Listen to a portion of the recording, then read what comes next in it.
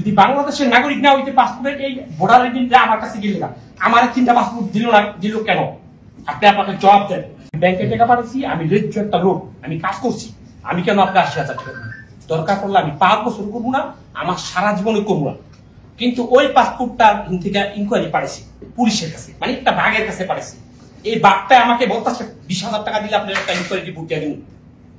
ওই আমি 20,000 টাকা দিতে রাজি না, আমি 1 টাকাও আমি দিব না। আমি যদি পাসপোর্ট সারা জীবন নাও যাই তাও আমি 8 টাকা দিব না।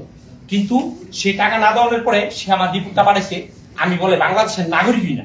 যদি বাংলাদেশের নাগরিক না হইতে পাসপোর্টের এই ভোটার আইডিটা আমার কাছে গেলে না, আমার 3টা পাসপোর্ট দিল না, দিল কেন? আপনি আপনাকে জবাব দেন।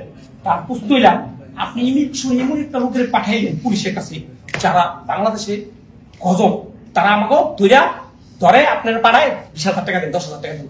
আমাকে ভোটার আইডেন্টি থাকার পরও, পাসপোর্ট থাকার পরও কি লেগে আমাকে পুলিশের কাছে পাঠান? টাকা খাওয়ার জন্য নাকি আমাকে কষ্ট দেওয়ার জন্য? 17 কোটি মানুষের আপনি প্রশ্ন হইলাম, আপনার এটা যদি আর প্রবাস থেকে আপনি যে ব্যাংকে সারা জীবন টাকা পাঠাইলাম, আমি দুবাই যাবো, আমার একটা পাসপোর্ট করে দিতেছেন না? এক্সকিউজ আমি আসতে মূর্খ মানুষ, আমি পাসপোর্টটা আমার করে দিচ্ছি, আমি দুবাই যাবো, কিন্তু আমার কি অপরাধ? আমি কেন 15 বছর বাংলাদেশ ব্যাংকে 1 কোটি টাকা পাঠালাম? আপনি আমাকে বলেন। প্রত্যেকটা প্রবাসী, প্রত্যেকটা মানুষ পুলিশ তারা কষ্ট হয়েছে, দুঃখ হইতেছে। স্বাধীনের পর থেকে পুলিশের থেকে আমরা ভালো কিছু পাইছি, তারপর আপনার জাইনিয়নে পুলিশের কাছে পাঠাইতেছেন আমাকে হস্তস্থকরণের লেখা।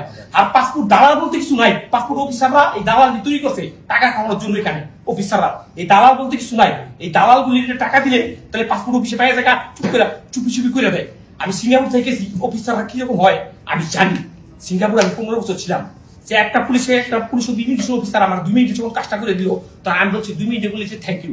অফিসার বলতেছে why you give me thank you?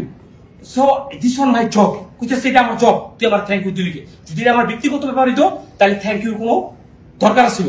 কিন্তু আমাদের এখানে সব এখানে পাসপোর্ট অফিসাররা চুপি চুপি টাকা খায়, সে তো আপনি জানতেই হইব। আপনি তো বড় অফিসার, যদি চাইলেও আপনি না জানেন তাহলে তো আর 17 কোটি মানুষের বিপদগ্রস্ত।